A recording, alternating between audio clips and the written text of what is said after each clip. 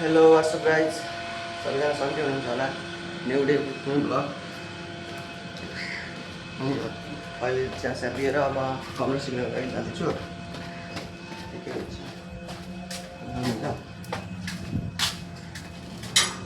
यहाँ साइकल छ एउटा हाम्रो पहिला एउटा मैले लिएर गएको थिएँ कमला सिक्नको लागि साइकल अनि सिकेर 1 घन्टापछि आउँछु भनेको त साइकलले गएको थिएँ खोजेको त्यहाँ गाडीलाई सोधियो त्यसले पनि केही छैन भन्यो हराएको थियो एउटा साइकल त्यो सिसी क्यामेरामा सुन्न गएको त्यति 2 बजी आइज भन्छ अनि त्यही भएर सोचेँ त्यत्तिकै हरायो पहिलो साइकल छोडिदियो पहिलेबाट हेरेर बस्छु थियो होला अनि त्यही भएर धेरै हिँडियो साइकल पहिला साइकल हराएको हेर जान्छु फेरि मन्त्रीको घर हो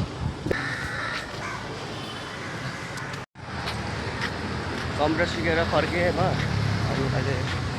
घरतिर जाँदैछु फेरि आज म अर्को बाटो आएको छु क्या पहिला उता अर्को बाटो जान्थेँ आज अर्को यो बाटो आएको छु यो कहाँ जान्छ थाहा पनि छैन मलाई हेर्दै जानु कहाँसम्म पुगिन्छ हुन्छ बाटोमा मैले हेर्न यहाँ के देखाउँदैछु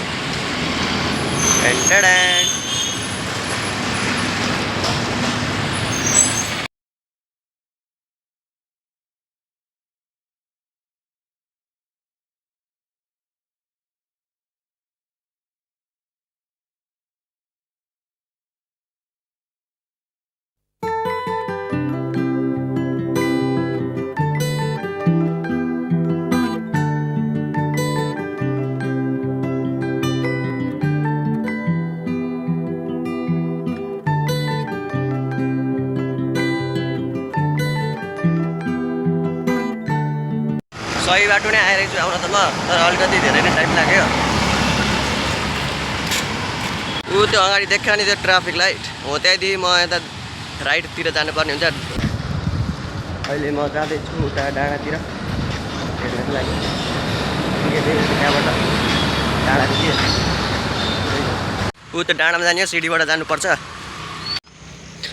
सिडीबाट जाँदैछु म यताको देख्न सक्नुहुन्छ दृश्य सिडीदेखिको एउटा गाडीहरू आएको छ यही नै हो मैले भनेको देख्न सक्नुहुन्छ भैयाहरूले आइसक्रिमहरू बेच्छ नि यहाँ मन्दिर रहेछ मन्दिर देख्न सक्नुहुन्छ कुकुर पनि छ त्यहाँ अगाडि के को मन्दिर रहेछ यो मन्दिर त थाहा भएन के को मन्दिरमा ताला लागेको छ भित्र जान त मिल्दैन मैले भनेको यहाँ गाइस देख्न सक्नुहुन्छ उता ट्रेन पनि आउँदैछ ट्रेन आउँदा यहाँबाट अनि मौसम एकदम राम्रो भएको छ अहिले मौसम अनि उहाँ मन्दिर छ माथि देख्न सक्नुहुन्छ मन्दिर एक दिन त्यहाँ पनि जाने भनेको ट्रेन आएको छ उताबाट अनि त्यहाँ देख्छ नि त्यो बिल्डिङहरू कचप्पै देख्छ नि बिल्डिङ त्यहाँनिर काम गर्ने बाबाले अनि त्यो ब्रिज देख्छ नि त्यो समुद्रको माथि हो त्यो ब्रिज समुद्रको माथि हो अनि यहाँनिर देखेको पनि समुद्रको माथि हो उता देख्छ नि त्यो पनि समुद्रको माथि हो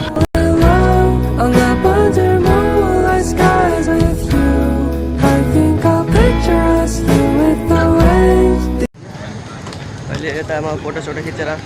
घरतिर जाँदैछु यता अर्को यो बाटो जाँदैछु म अघि आएको बाटो होइन अर्को बाटो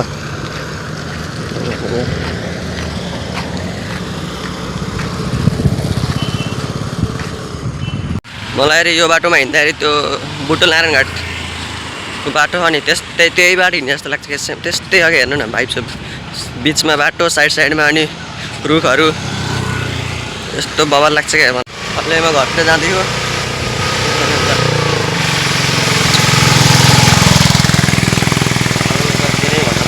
guys.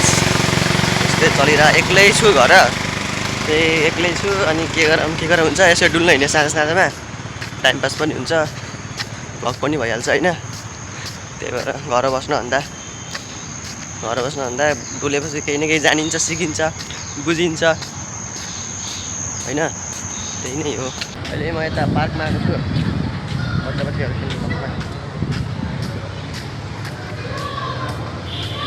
खेल्नु खेलिरहनु केटाकेटीहरू